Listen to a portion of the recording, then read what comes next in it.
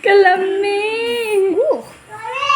So guys, na iniabot nga Dorian og Lansunis ganinang palis nga gikan og Davao.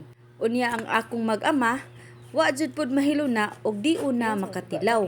So nagkuha mig usa ka buok para masampulan dayon og tilaw ang durian nga gikan sa Davao. Kaning durian baho man para sa uban pero kung ikaw makatilaw, mura jud kag ibayaw. So naglisod pa jud og abri si tatay ana, pero lagi kay nag-crave man, hala kumbati amahan. Og naara, naabri na jud ang labihan kahumot nga durian.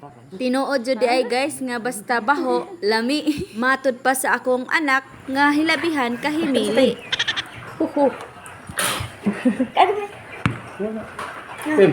Kag di tantong hinog, grabing hinuga. Oh my goodness.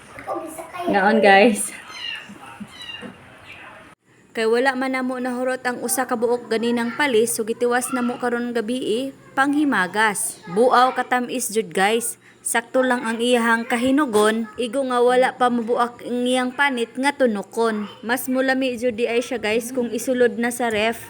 Basta take note lang nga ayaw ka inom og soda kung naapod sa inyuhang ref. Ug maora to guys. Daghang salamat sa paglantaw. Bye.